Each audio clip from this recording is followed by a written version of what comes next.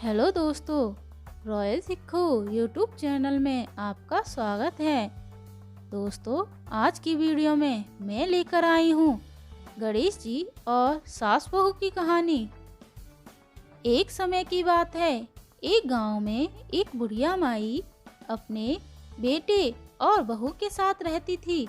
उसका बेटा दूसरे गांव में कमाने के लिए गया हुआ था। इधर पीछे से बुढ़िया माई बहू के साथ घर में अकेली रहती थी। बहू अपनी सास को खाना भी नहीं देती थी। सारा खाना बना हुआ अकेले ही खा लेती थी और थोड़ा सा जमीन पर गिरा देती थी। जब सास भोजन के लिए पूछती तो वह चूहों को झूठा नाम लगा देती। कहती, खाना तो रखा था माँ जी, शायद चूहे खा गए। बुढ़िया माई श्री गणेश जी की परम भक्त थी। वह सुबह शाम गणेश जी महाराज की पूजा अर्चना किया करती थी। एक दिन एक डाकिया चिट्ठी लेकर आता है। चिट्ठी में लिखा होता है कि उसका बेटा वापस आ रहा है। यह सुनकर बुढ़िया माई बहुत खुश हो जाती है। उधर उसकी पत्नी ने सोचा कि पति के आने से पहले वह घर का सारा काम कर लेगी। यह सोचकर वह रात को जल्दी सो गई। दूसरी तरफ भगवान श्री गणेश यह सब देख रहे थे। उन्होंने सोचा कि हर रोज यह खाना अकेले खा जाती है और सारा इंजाम मेरे मासूम चूहों पर लगा देती है और इस बेचारी बुढ़िया को भूखी रखती है। आज इसे सबक सिखाना ही होगा। बहू हर दिन साड़ी को खुटी में टांग कर सोती थी। उसने उस दिन भी वैसे ही किया।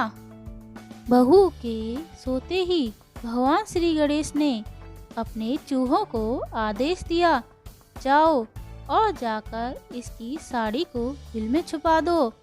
चूहों ने उसकी साड़ी को बिल में छुपा दिया।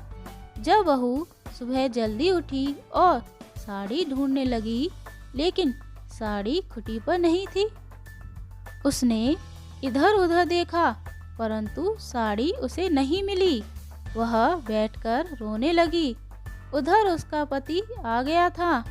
सास ने उसको आवाज लगाई, बहू देख, मेरा बेटा आ गया। तब बहू ने कुछ नहीं बोला। सास ने फिर से आवाज लगाई। बहू बोलती है, माँ जी, मेरी साड़ी नहीं मिल रही है, मैं बाहर कैसे आऊँ?